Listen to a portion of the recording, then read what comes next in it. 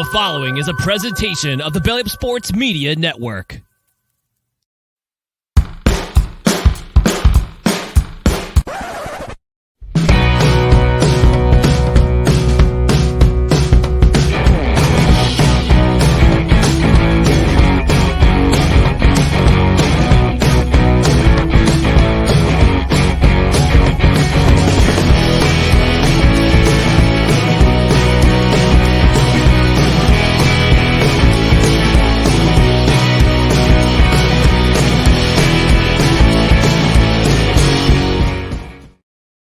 All right, everyone. Welcome to the Three Rails Metro Hockey Podcast, which is a no credentials required podcast.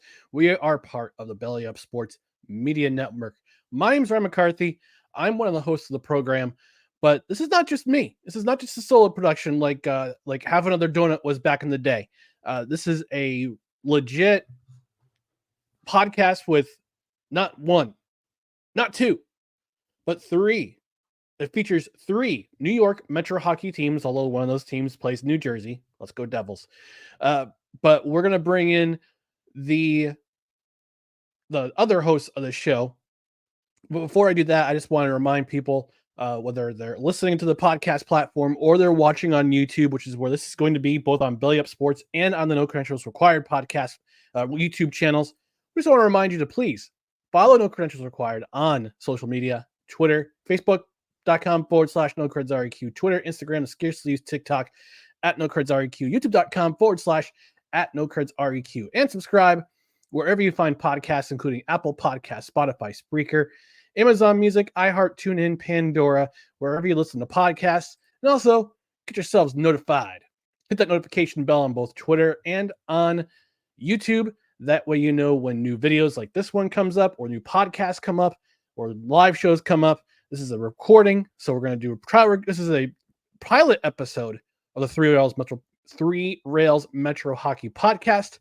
So I'm going to bring in, without further ado, my fellow co-hosts. The first one is a young man who attends college locally here in the Capital Region area. Like myself, I don't attend college, but I live in the Capital Region area of New York. He's a big New York Rangers fan, also a fan of New York sports in general. It's not just the Rangers, but also he's a big Mets fan. He's a Giants fan. I suspect he's a Knicks fan, but we'll ask him. Brian Germinaro. Brian, you nailed it. Hey, yeah, all right. Other than the fact that the Mets are making me, sweat this game 6 out, I'm doing good. All right. And sorry about your Giants today. They're such a disaster. I'm not watching the Jets right now because, as we record, the Jets are playing the Steelers, but I'll find out how they're doing after this podcast recording is done. And my other co-host is a man who has been who has been on the No Credentials Required podcast. He is a friend of the show. He also hosts his own show, which is actually two shows. The first one is Time to BS with Staniel Smooth. That comes out weekly, and he's got a podcast with his, I didn't want to say girlfriend, but now fiance. But he is known as Staniel Smooth. Staniel, how are we doing tonight? Good evening, gentlemen. The Department of Nonsense is here to cause mass chaos and, well, fill in the blanks here. So, happy to be on, my friend. When I was inquired about this, immediately I thought, oh, you made a big mistake inviting this mass chaos to your platform, but here we are. I like nonsense. I like chaos, as long as it's productive chaos. This is productive chaos. This is productive chaos. We like these things very much. Yes, absolutely we do. Absolutely do. Before we get into kind of the meat and potatoes of what this hockey podcast is about, this is primarily, actually, after I kind of got into it, this is about our three teams. We are fans of the three Metro New York professional hockey teams in the NHL. Staniel Smooth, obviously wearing Islanders gear. Brian is a Rangers fan, as I mentioned. I am a New Jersey Devils fan because I was born in New Jersey, where I spent the first 7 years of my life before moving to upstate New York when I was 7. That was a long time ago. I won't say how long because that's my damn business. But I inquired with these two gentlemen about starting a podcast that talks about Metro New York hockey, and they said absolutely, we're on board because we love our teams. We absolutely love our teams. We live and die with our teams. Although They don't love us. Well, some of us have a love-hate relationship with the fan base. Let's be honest here. That is true. That is true. I mean, we love them. They don't love us. Oh my God, the Islanders fan base is nothing short of just pure chaos. Because every time I said this like clockwork, it's like, hockey season has arrived, and the Islander fans, one game into the season, want everyone fired. Life is normal. You sound like Devils fans over the last 15 years. Actually, more like 12. It's weird. The Islanders have had the longest period of success in the last 7 years than they've had in the last 30 years, and they want everyone fired. I don't get it.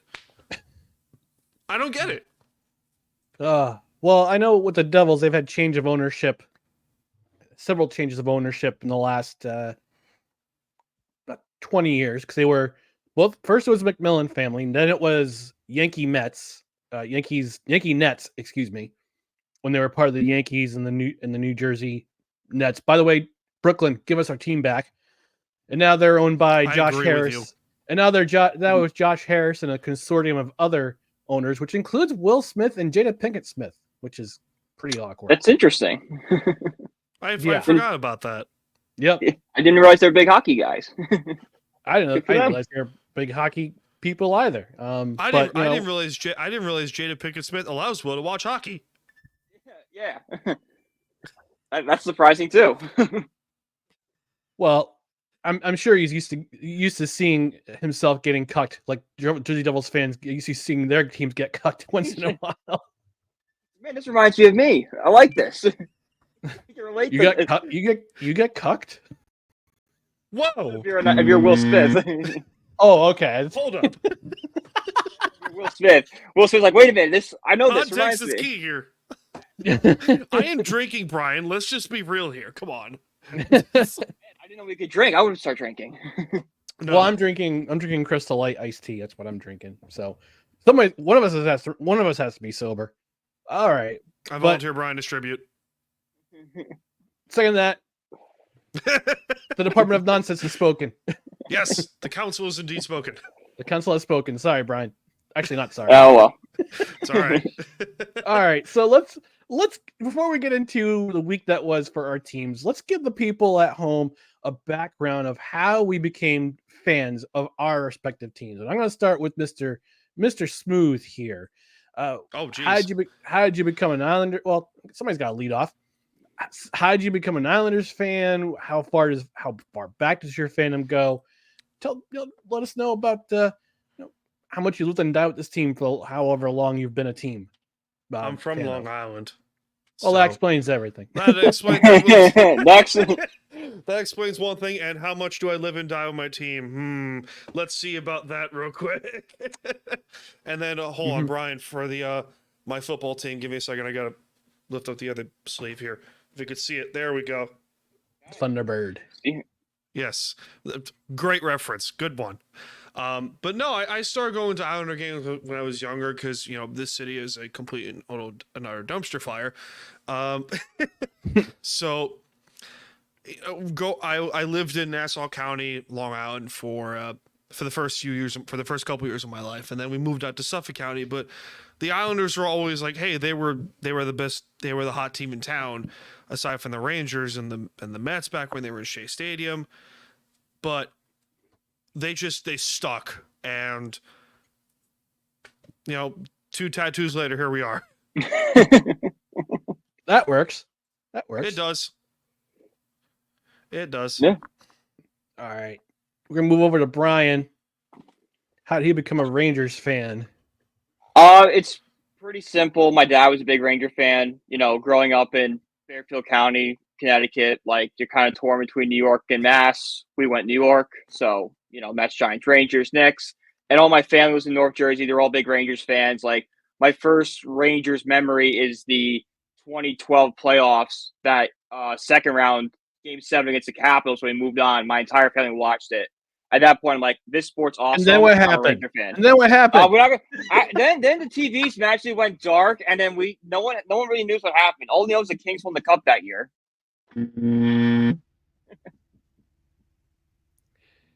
Continue. I I had speak to. for Ryan when I say bullshit.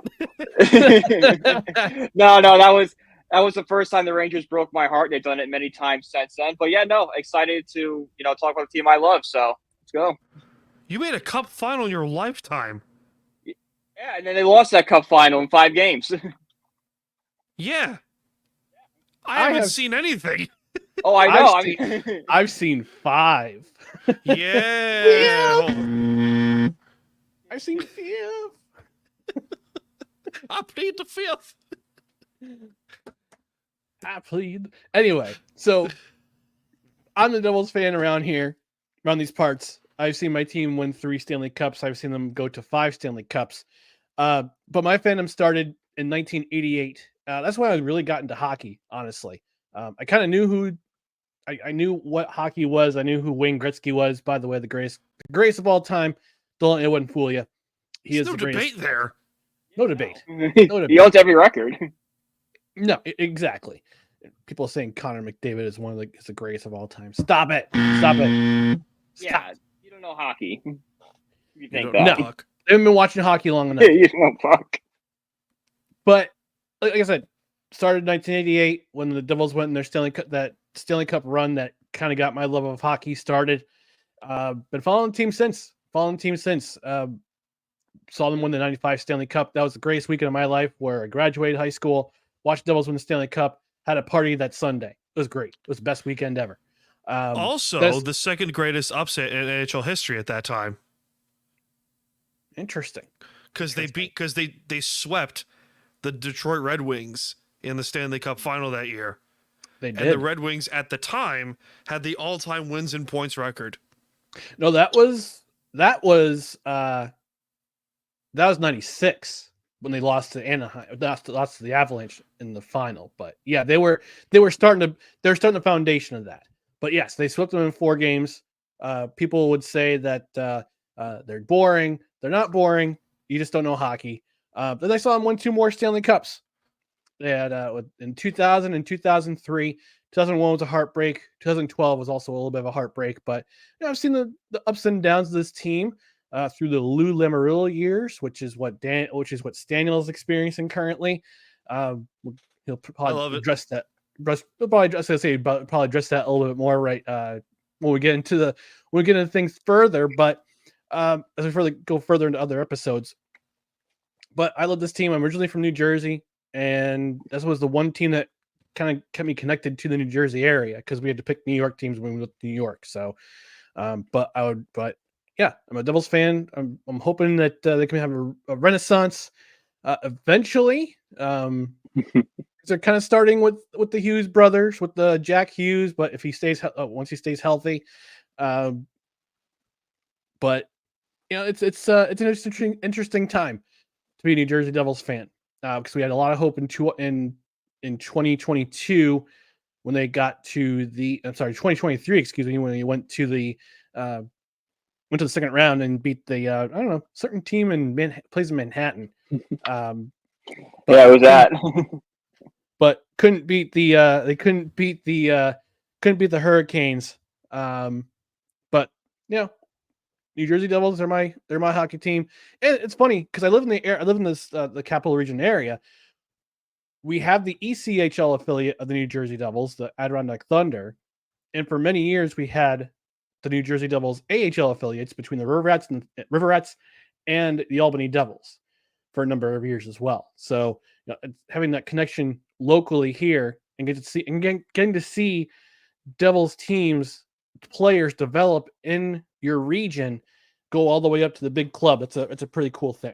And also a fun fact too for Staniel, we actually did have the Capital District Islanders who played at the RPI Fieldhouse in the early 1990s. So I also got to see future New York Islander and future New Jersey Devil general manager Tom Fitzgerald on that Capital Region, Capital Region Islanders team. So a couple of District Islander teams. So we got some connections to the area with the Islanders too.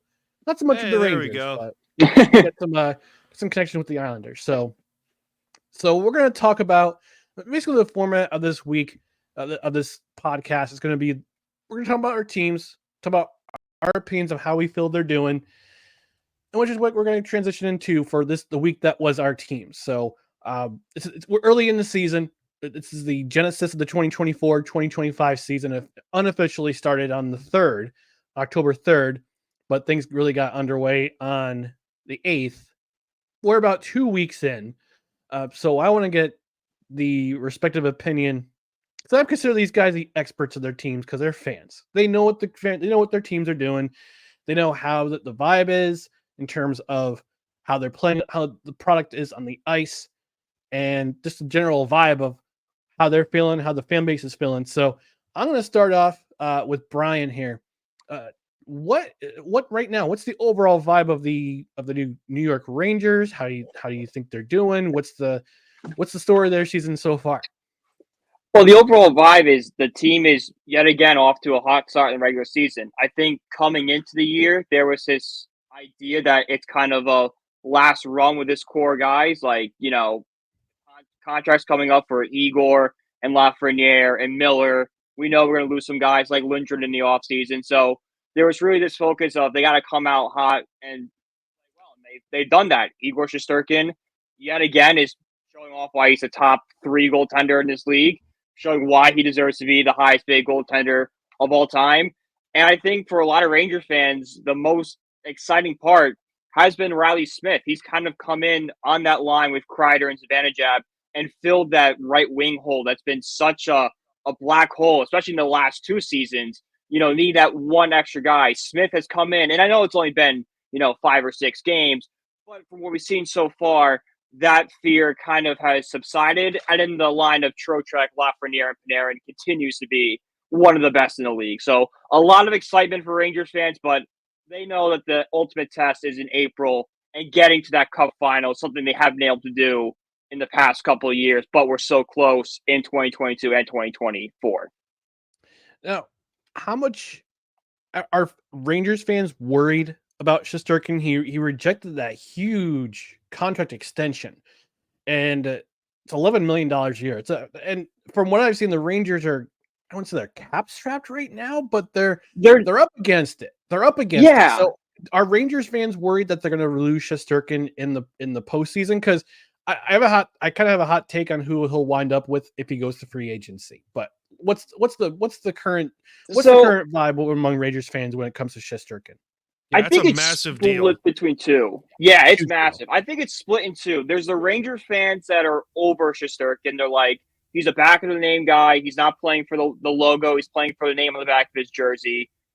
We've seen, especially in New York, you just look over at Jalen Brunson, who plays in the same building. He took a massive pay cut to stay for the Knicks and not hamstring them. Whereas, Shesterkin's asking for everything. So that caused some fans to be like, you're not a team guy. You're not one of us. We can move on without you. And then there's Ranger fans like me who realize that Igor is our entire team. Like, we are not away from a Stanley Cup appearance without Igor Shesterkin. So I think it's kind of a split 50-50 between the two.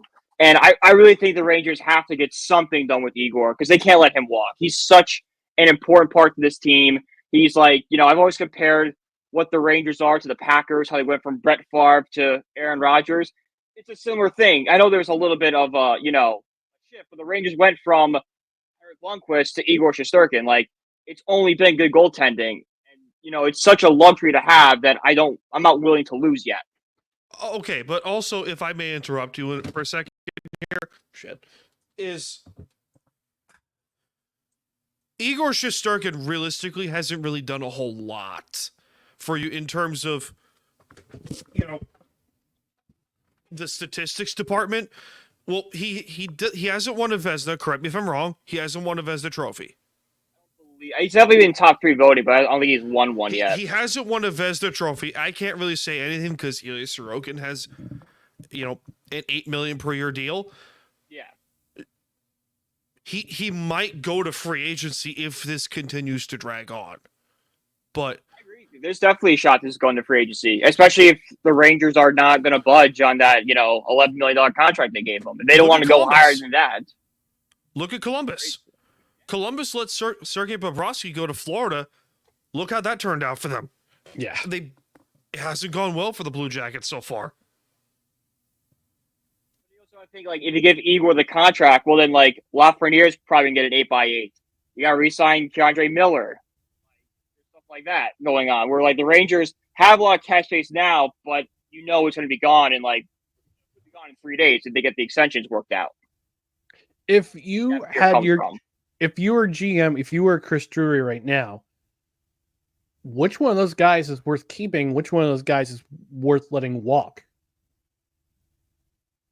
That's a tough question. I think you can let Loft walk because Igor is it's a lot easier. I feel to find a really good forward and a goaltender, and the Rangers have they have Panarin and Trocheck, and they have some guys in the farm like Offman and Gabe Perreault who could come up and fill that role. Whereas with Igor Shesterkin, it's we've seen Igor single-handedly take this team to, in the Florida series, the only person that, showed up was Igor. The only reason the Rangers are 2 wins away from a cup final is because of Igor Shesterkin. That's where I kind of feel Igor's slightly more important than Lafreniere is right now. You also have the Panthers to thank for that because Florida wasn't going to win anything without a top-tier goaltender, and they got one in the aforementioned Bobrovsky. Because the Panthers were already a really good team without him, without Bobrovsky, but the fact that he's showed up in 2 straight years, really 3 straight years if they count the President's Trophy win, you're right, it is a lot harder to find a top-tier goaltender than it is to find a 50-goal scorer. Because right now, you see guys on the verge of 60 per year. Look at Austin Matthews. Austin Matthews is going to get to 60 again. Connor McDavid. When was the last time we saw a 70-goal scorer? Teemu Solani, right? We can research that. Someone check the Google machine. I'm doing that right now. Because McDavid might get to 70 if one of these years. So you're right. You have to get the Shesterkin deal done. I'm two Russians. You have to get the Shesterkin deal done, and you might have to risk a trade of Lafreniere or Keandre Miller or Jacob Trouba or something like that. You might have gone to, at the end of this year, regardless. Trouba's done. They wanted to move him this offseason, but they couldn't. The fan base turned on him. I don't blame him, but it's a hard situation because goaltending contracts do not usually work out that well. So that's a problem on your end. No, it's a double-edged sword. It's do you want to pay Igor all the money because we've seen what he can do, and if he continues to develop, grow and get better in the game, he can be that good goaltender. But is it also going to be one of these, horror stories of he ages out of the contract and it's a massive overpay and it just hamstrings the team for the final 4 years of the contract? Shout out to Rick DiPietro. And that was the first guy I thought of was DiPietro. Shout out to Rick DiPietro. I thought that 14-year contract, oh boy, I don't want that. Yeah, and those were the years when he got 10-year contracts. You saw 10-year contracts being given out like candy. So to answer your question, the last 70-goal scorer was Alexander McGillney in 1992-93. How was he not in the Hall of Fame, by the way? Well, actually, two players scored 76 that year. The aforementioned Teemu Solani. It was Teemu, yep. And Alexander McGillney. And Teemu Solani that's the rookie record too, because he was a rookie that season. Yeah. Solani's in the Hall of Fame. Alexander McGillney is surprisingly not in the Hall of Fame. Amazing, he's not in the Hall of Fame. Surprising. Very surprising. I will say this: Austin Matthews did come close last year with 69 goals. Well done. There we go. It's nice. Yes. But as of right now, if I go to NHL.com and look at the stat sheet, the leading goal scorer currently is... Come on. JT Miller, right? Well, Artemi Panarin and Sam Reinhart both have 12 points, but it doesn't tell me how many goals. I think Panarin has 6 goals, I believe. 6. I think it's got to be JT Miller. Hold on, because Vancouver is. Hold on. Vancouver's on a hot streak again. Nikita Kucherov 7. That explains it. Yeah. Artemi Panarin has 6. Cole Caulfield has 6. Sam Reinhart has 5. Mark Scheifele has 5. Yeah, I'm not surprised Cole Caulfield is in the conversation again about leading goal scorers. Montreal's having if you look at the standings, I mean Montreal's sixth in the Atlantic, they're sixth in the Atlantic right now, but they're competitive, unlike last season. And yeah. They're going to be good eventually. They'll be really good eventually. Yeah. Give them like a couple of years. That core develops. They're going to be dangerous. Give them Marty's got something going there. He does. He needs time. And then we don't. But I know from talking to friends in Montreal, they're impatient because they were so used to having so much success. Yeah. Up until about the mid '90s, and that's when things kind of spiraled and they went back up again. I mean, in the early 2010s, they were starting to put together a really good core with Carey Price and a couple other dudes, but Carey Price was the backbone, and I kind of knew he was going to be the backbone of that team for quite some time. And unfortunately, the way things worked out with him and his demons. Did he retire recently? I don't think he ever declared. He's just put on like the NHL like safe players list and just has never gone off that. Oh, okay, got it. Okay, that explains it. Okay. Well, also let's put in perspective here. That market of Ontario, Quebec, Eastern Canada is ruthless in terms of their market or their media coverage or their expectations for their teams. Ruthless. Oh, sure. We're perfect example. Like Eastern Canada to them is the equivalent to New York down here. Is the equivalent to like the baseball market down here. It's ruthless. The Toronto Maple Leafs are basically the New York Yankees of that market. They're the talk of the town. They're always going to be on front page front page of the sports section. And same with Montreal because but Montreal's one of the Yankees, and they both have the Montreal has more of the success. Yeah, Montreal has more of the success. The francophone press is brutal, seriously brutal. Horrible, so brutal, horrible. Oh my God, it's atrocious up there. I got a few friends up in the Hamilton area, and they all say the same thing. It's like, dude, don't go to Toronto unless you're going for a Raptors game. Don't go there during the Leafs games because it is ruthless over there. Ruthless. That's crazy. It's crazy. It's right. Bad. Staniel Smooth. Talk about your Islanders. How's the vibe among the fan base? Is it doom and gloom? Is it happy town? Is it fire everyone, including Patrick Waugh? Well, first of all, let's understand here because there's some Islander fans who I will not call out on Twitter because I don't know them that well, but there's certain Islander fans that have said it was a lot better with Garth Snow than it was with Lou Lamoriello. I see Brian's face over there going, huh? What? So Garth Snow for 13 years did nothing. Yeah. For this franchise. Did nothing.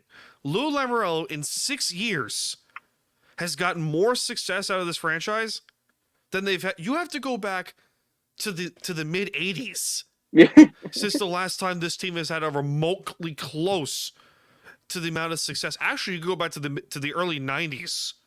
93. 93, the greatest upset in NHL history. Mm-hmm. I've grown to accept the fan base is just one big giant agent of chaos. Like nothing's gonna make them happy.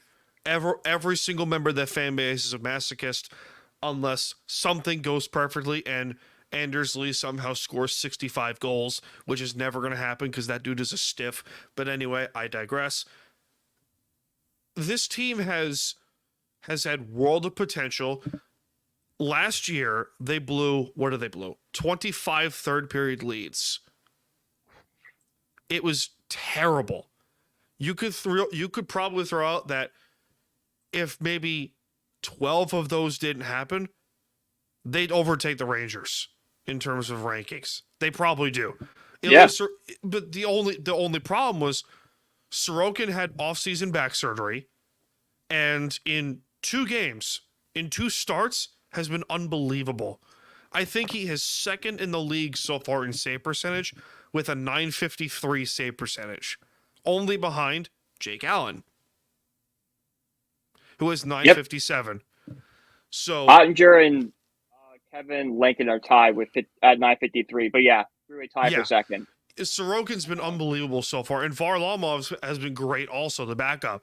But the expectations over here are so high for this club that I think it was after Game 7 in Tampa in 21 that the expectations were through the stinking roof. But they made some nice trades. Pajot's still a good trade. Palmieri's still a good trade. The Horvat deal is where I went, okay, we're getting really serious now because Horvat wanted to come here. And I think overall the lines are still really, the 4th line I'm excited about, but I'm taking everything over, unfortunately. But everything, aside from the fan base being so incredibly divided on who to fire and who to keep, just why would you want to fire Lou? But at the same point, whatever. But the fan base is everything's going fine. Everything's fine. Everything's fine here. It's a dog meme. It's fine. Yes. It's don't mind me. Everything's fine. Everything's fine. Well, it's only October. It's But just early. what I was curious about the Lamoriello hire myself when I saw him get hired by the Islanders, because he resigned from New Jersey, went over to Toronto, helped them. I guess you could say I wouldn't say rebuild, but kind of stabilize them. And then they drafted Matthews, and they kind of took off like a rocket ship. Yeah. And then he's let go by Toronto, or he leaves Toronto and goes to the Islanders. Okay. So that's what I thought. Yeah. All right. So he goes to the Islanders. I'm thinking to myself, he went to the Islanders. This is a very curious choice. I do want to warn you though. Eventually, yes, Lou Lamoriello wants to win. He'll go into win mode. He did this with the Devils for years. For years, he did this with the Devils, especially in the 90s and the early 2000s. The one thing he did, though, was that he gutted the farm system. Absolutely gutted the farm system. He hasn't gutted the farm system yet, which I'm happy for. The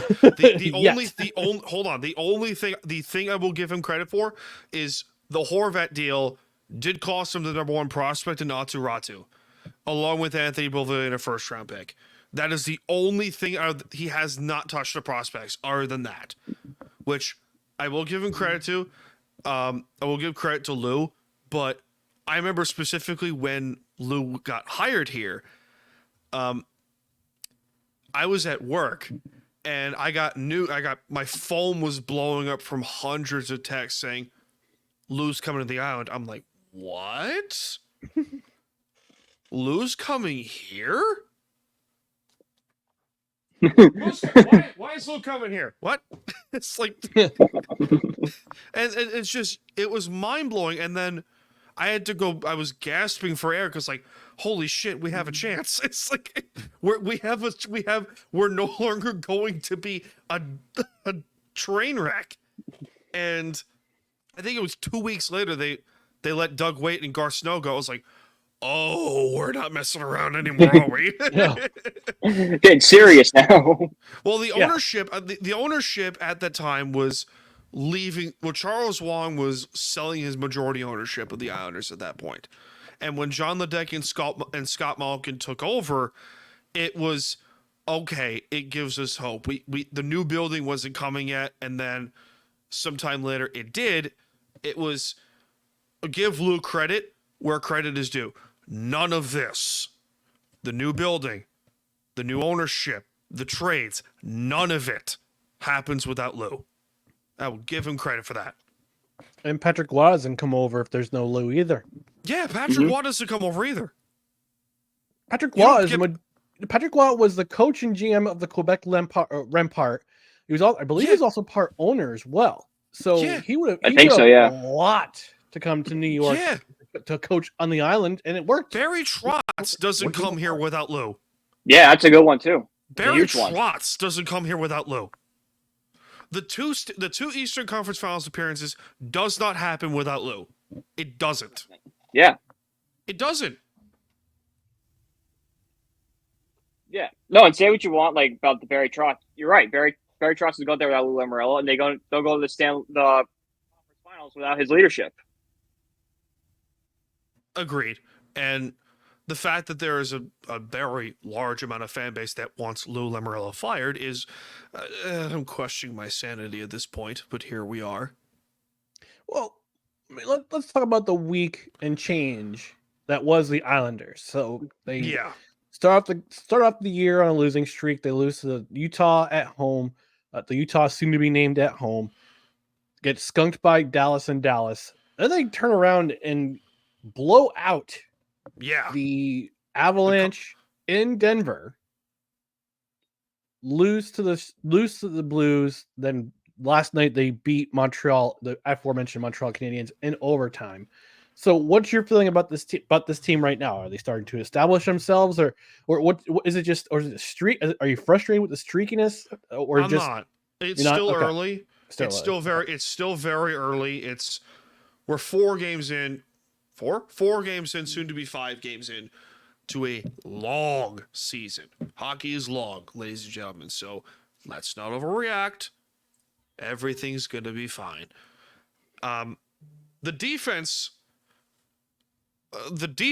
is, streaky at best.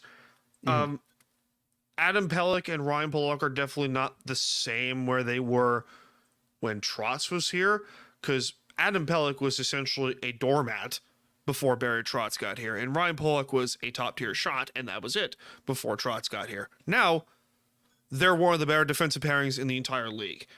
And Mike Riley, when they got him off waivers from Florida, was great. Sneaky good waiver move.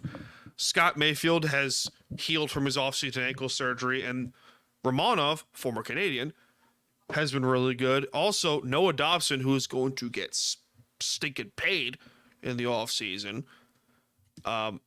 He's sneaky good. He's really good. But the offense I have no concerns for.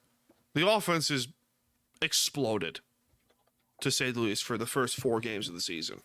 They've been really good. And the Duclair move has helped. The Siplikov move has helped. Moving Barzell to the wing has helped. Just the overall lineup changes and the intensity of Patrick Waugh has really helped too. So, someone take over before I take over your show, Ryan. All right. Well, actually, you know what? It's probably a good time to take a quick ad break for one of our sponsors at Belly Up Sports. So, because this is a Belly Up Sports podcast. So let's take a quick commercial break. When we come back, I'm going to take over. I'm going to talk about my New Jersey Devils and how I'm feeling about them this season. So stick around for more of the Three Rails Metro Hockey podcast, which is part of the No Credentials Acquired on the Belly Up Sports Media Network. Righteous Felon Craft Jerky is the official jerky of Belly Up Sports. For over a decade, Righteous Felon Craft Jerky has led the American meat snack revolution by concocting delicious, adventurous, U.S.-sourced jerky recipes for uncompromising carnivores across the country. With 15 different flavors to choose from, Righteous Felon has all jerky lovers covered, and by using promo code BELLYUP, you will get 15% off your purchase at RighteousFelon.com. Do your taste buds a favor today and rip into a bag of Righteous Felon jerky.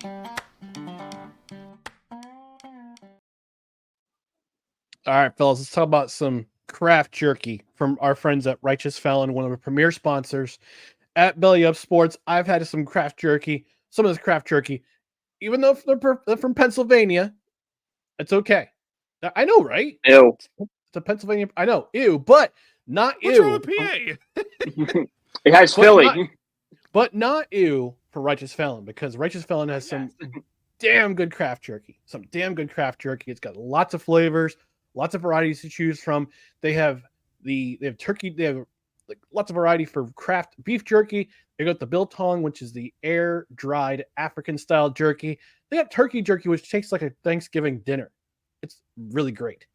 And not only do they have the jerky, they also have beef sticks, which are 100% beef, unlike those other beef sticks and that you see in the convenience stores, where the primary ingredient, guys, it's pulverized chicken. Fake meat. Fake meat. Fake Fake meat. meat. You can't have fake meat as your beef stick. No. You can't What is have fake meat sticks. There it is. But in addition to their excellent craft jerky and their excellent beef sticks, they also have really great gear. They've got dog treats. 100%. They've got natural dog treats. Hey. It's really awesome, which is really cool. Also got some dog toys as well. So you want to check them out at righteousfelon.com. You enter that promo code BILLYUP at checkout, you get 15% off your order. But not only do they have the percentage off your order, they also have free shipping for every order over $50. So you can combine with the promo code and save even more money by going to righteousfelon.com.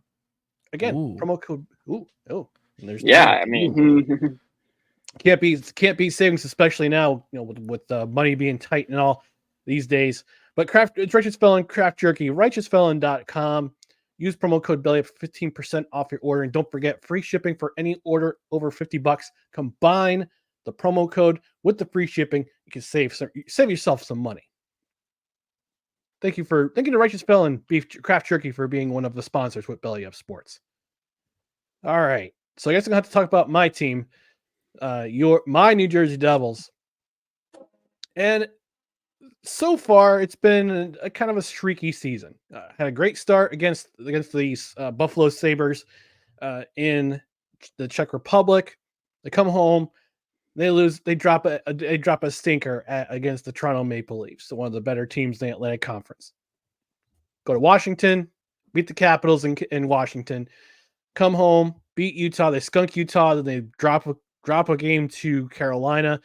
They win in Ottawa, and then last night came back from a 5-3 deficit to tie the score, going to overtime, and unfortunately they lose in a 6-5 effort. So far, so good. Defense is a little concerning. Goaltending's been good. Markstrom had a bad night last night, unfortunately. But Jake Allen has been a steady number two option. And it's nice to have. And it's fun fact about Jake Allen, became the first goalie in the NHL to defeat 33 teams, the other 33 teams, when he shut out Utah. So, because Utah is now considered a brand new team as opposed to being the Arizona Coyotes, just relocating. But the Arizona Coyotes were they left all their records and trademarks and such in Arizona. Because Bevan wants to go back. He wants to go back. They can't. They shouldn't. I mean, come on. Good, but he wants to. He wants to because he wants to prove. Because look, the Phoenix area, that market is the 7th in terms of metro television rankings in terms of size. It's number 7 in the country. That can't be right. No, that's correct. They're top 10. Phoenix area is top 10. So let me get this straight. But here. It's right. So hold on. Let me get this straight here. Gary Bettman is trying to go back to Arizona, which other than Vegas, desert hockey does not work. It doesn't.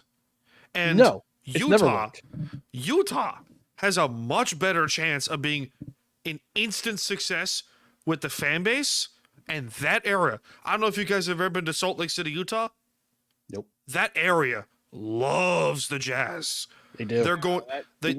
The Utah Yeti, which let's just call it is the Utah Yeti, are going to fit in like a glove over in Salt Lake City. They're going to fit in like a glove. Yeah, because that team is basically the remainder of what the Arizona Coyotes were. But they're just right now they're the Coyotes with money. Let's call it as it is. They're the Coyotes with money. What killed works. the Coyotes? What killed the Coyotes is ownership didn't give a crap, and the NHL didn't give a crap.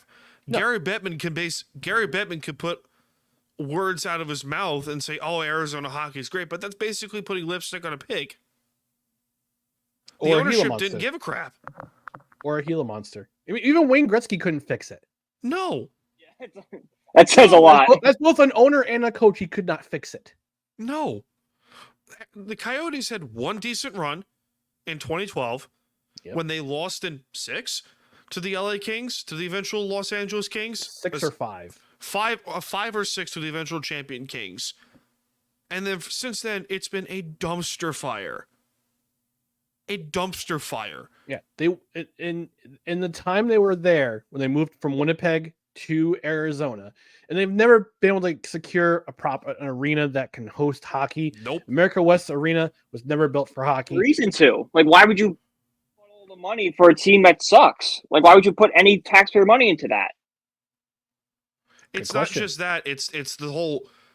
The NHL runs into this problem that Major League Baseball runs into, which is small market owners. Let's call it how it is. Phoenix in hockey is a small market. Small market owners don't give a crap. Look at the Marlins. Miami is a massive market for sports. Yeah. And the Marlins are consistent dumpster fire. Okay? Yes. San Jose, other than one cup run, has been a borderline okay franchise. They've Recently. been okay. They've been good recently, which Great, some them. great teams in the 2000s. They just couldn't get past Colorado or Dallas or Detroit. Or Detroit. They couldn't get past any of those teams. No. And what's another great example? Like Minnesota. Minnesota. I mean, Minnesota. Minnesota has been. Like the They've North been like good, but not good enough. They Like, lost how the North North Stars. Stars. 2003. 2003 was Yeah. their best run, their best chance at winning a Stanley Cup. And they got swept by the Ducks, who were another Cinderella team that season. Yeah, but it's Utah thankfully does help because that's a small market, but it's a fan base and an ownership that actually wants to see their teams win. Yeah, the Smith family is committed to keep staying there. They're also getting a new arena built, I think by 2030, because the 2030 Olympics is going to be in Salt Lake City. The Winter Olympics is going to be in Salt Lake City in 2030. That's going to be nice. Yeah, so it's going to be huge. But getting back to another, I guess you could say it's another team that Gary Bettman tried to yeet elsewhere, the New Jersey Devils. Remember 1995? Remember that? I don't know if you guys were around then. I wasn't yet, but I know my hockey. I know my hockey history. Yeah, I forgot where they're going, but I know they were. Yeah, I'm clearly the oldest one here. Let's throw another one in there. Okay, Ryan, do you remember when the Islanders were being threatened to move to Hartford, Connecticut? Briefly, yes, because Hartford had a void missing when they moved to Carolina because they couldn't get a new arena built in Connecticut. That was close. That was very close to happening. And the Patriots almost moved to Connecticut too. Yeah, that's I know. Yes, I knew that one. I knew the Patriots. Well, the Patriots. You thank Brady and Mo Lewis for that. So, sorry, Ryan. That was okay. But I had to, but it's okay. Sorry, my Devils. I've watched the Devils win 3 Stanley Cups. It's okay, and then I've seen the Yankees win a bunch of World Series. I'm okay. It's like a fossil over here. That's back in my day. But the point is that a lot we've seen a lot of crap. Let's all three of us have seen a lot of crap happen with our respective hockey teams over however long we've been. 20 years. 20 years. Almost 15. Much longer than you guys. Yeah. I think your two fandoms don't quite. I mean, I've watched following the Devils since 1988. That's 36 years. So yeah, that's 97 for me. I've been following the Devils longer than you two have been following your respective teams combined. Wow. Yeah. Yeah. Wow.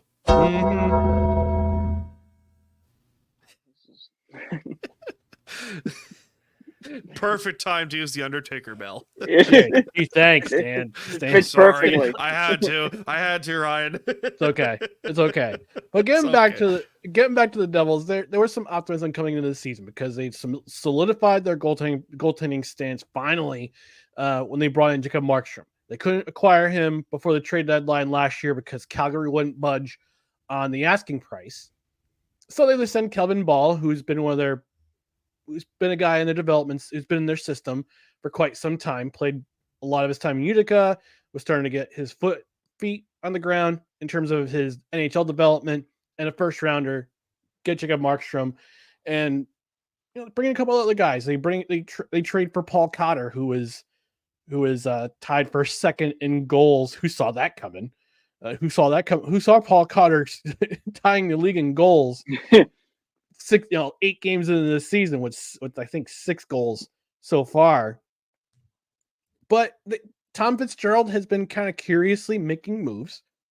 Yeah, like you guys, the Jersey Devils fans are starved for a Stanley Cup. We saw our team go to the Stanley Cup in 2012. Thanks to the aforementioned Lou Lamoriello. Having some bits and pieces.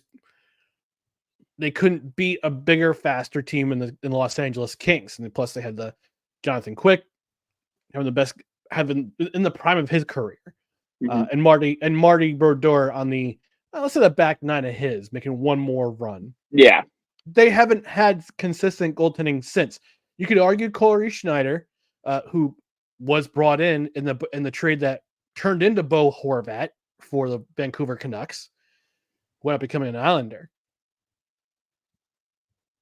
So good on you guys for that. But even Corey Schneider couldn't last that long in New Jersey.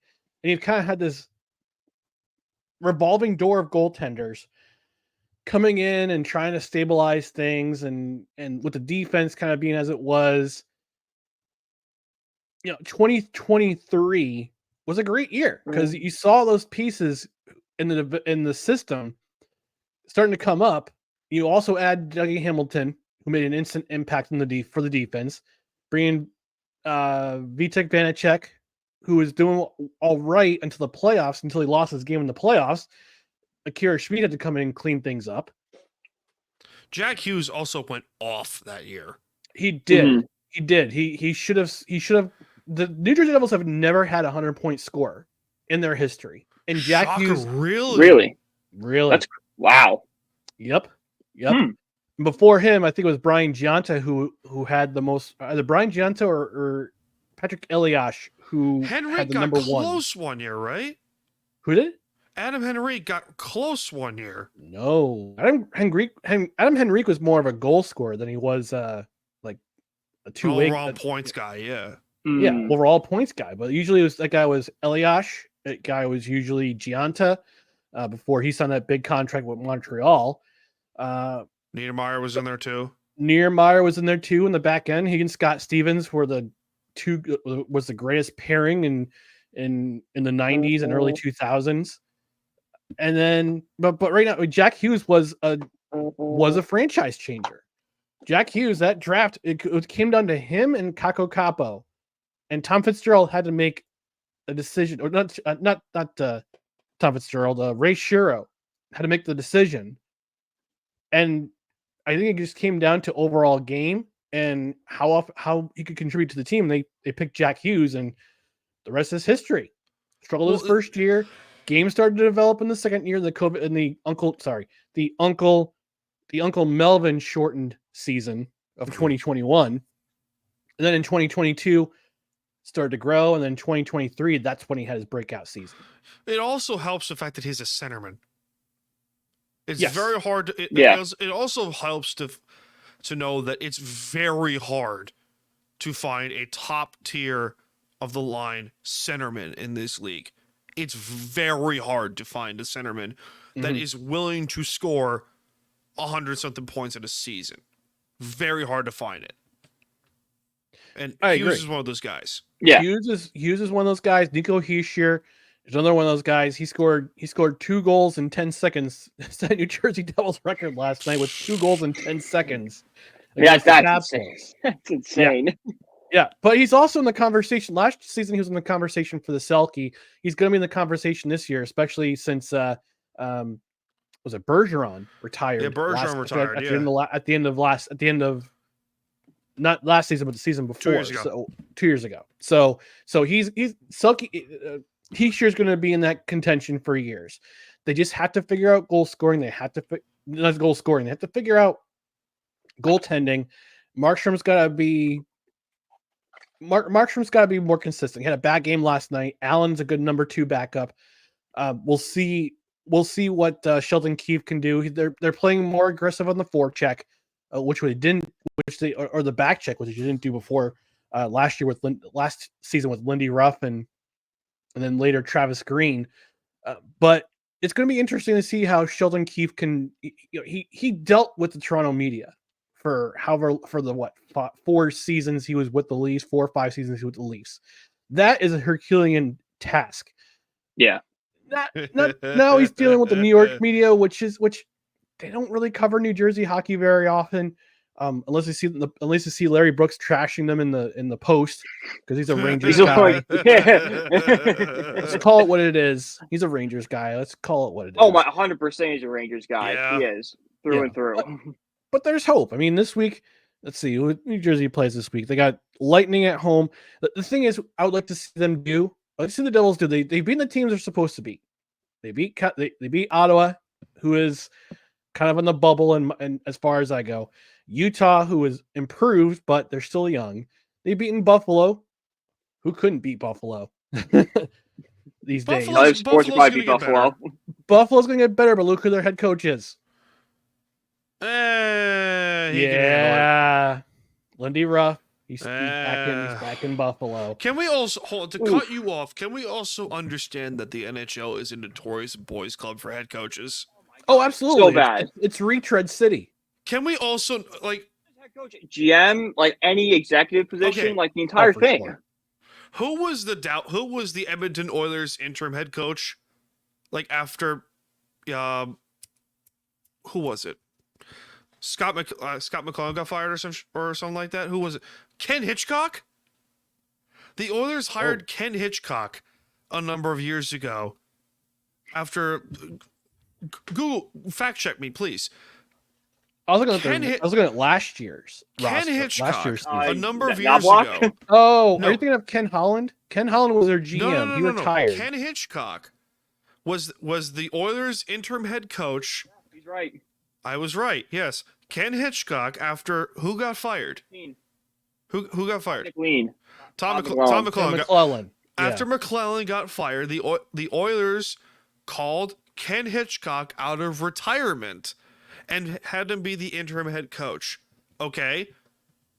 Like, do we need to go even further? We can. And we will. I'm shocked that Detroit hasn't brought out Scotty Bowman out of the depths of the sewers of retirement to have him coach the Red Wings again. I'm stunned that hasn't happened yet. Yeah. I'm trying to figure out how old he is. He's like 80. He's got to be. Bowman. He's got to be 80. Oh gosh, where is it? Hold on, I'm still looking.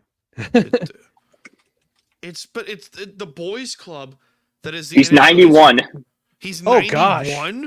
Yeah, Good he for was born in him. 1933. Good for him. Wow. All right, we got a winner. Yeah.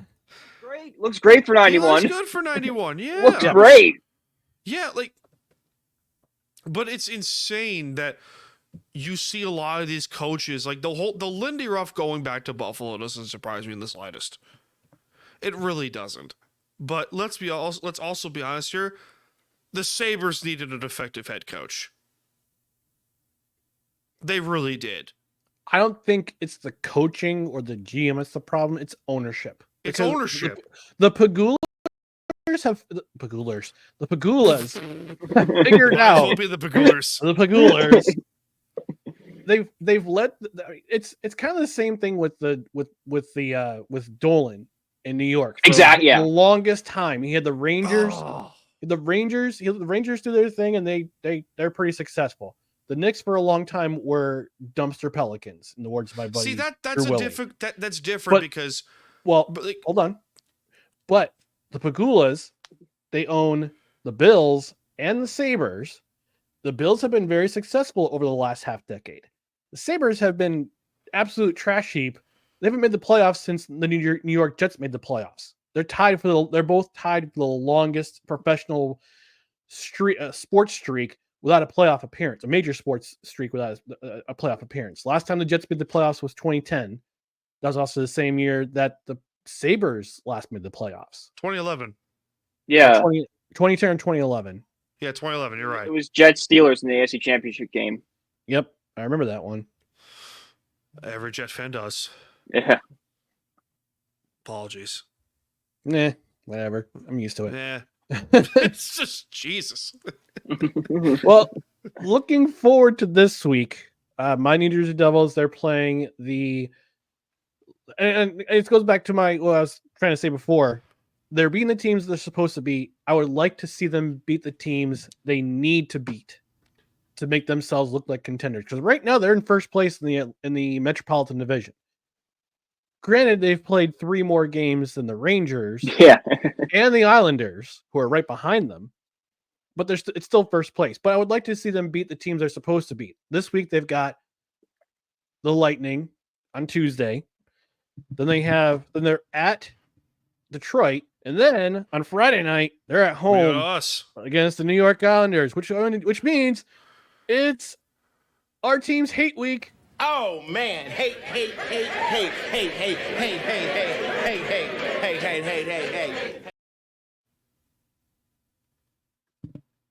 All right, you know what? You get that sound. That was good. That was Hall of Fame worthy reference there. A very obscure one, nonetheless. It's still one of my favorite sketches from that entire show. Oh my God. Islanders this week, Detroit Red Wings at home on Tuesday, at the Devils on Friday, Florida Panthers, that's a tough one, on Saturday night. The New York Rangers, they're at Montreal on Tuesday, then they're home to Florida, and then Anaheim.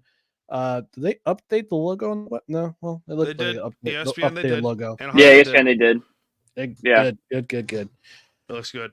Yeah, it looks Really all right. I like the new color. I like the color scheme. Also, like the fact that they brought back the OG logo with the I like that too. With the duck goalie mask, and not the duck foot always looked kind of weird. I never liked that. That mask reminds me of who the hell was that character in Ninja Turtles? Casey Jones. Yeah, it reminds me of Casey Jones. Yeah. All right.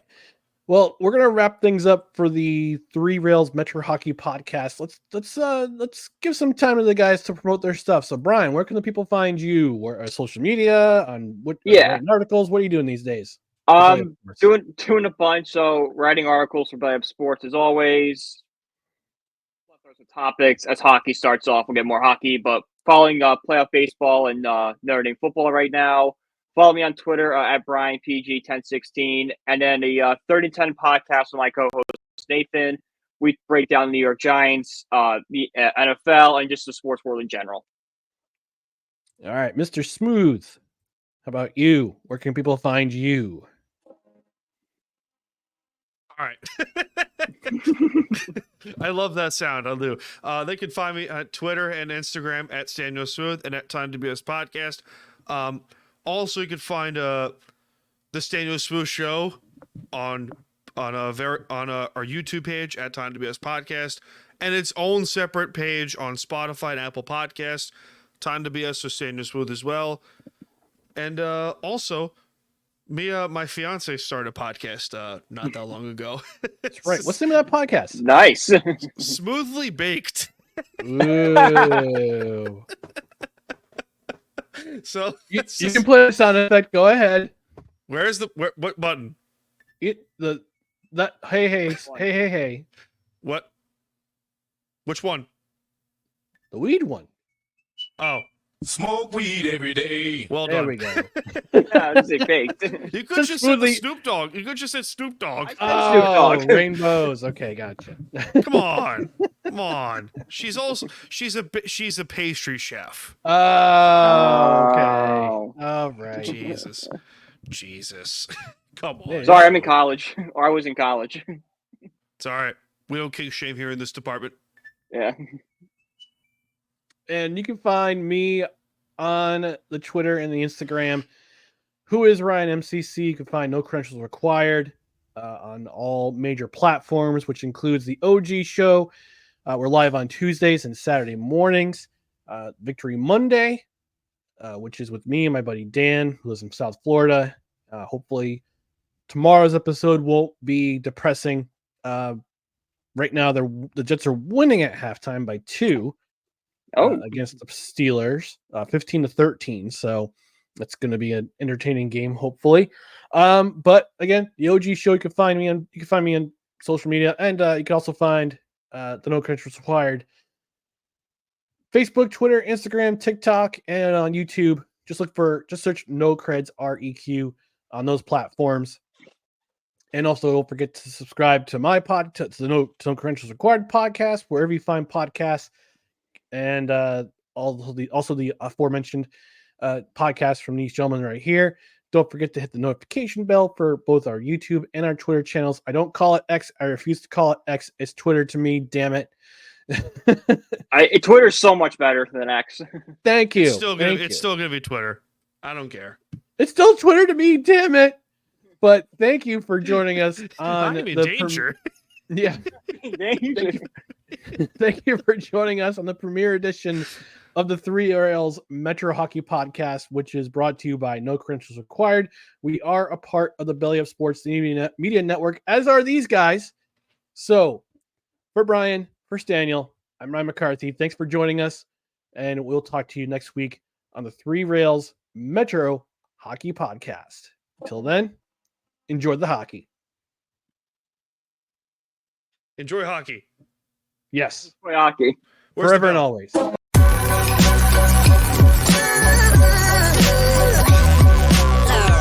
The following is a presentation of the Belly Up Sports Media Network.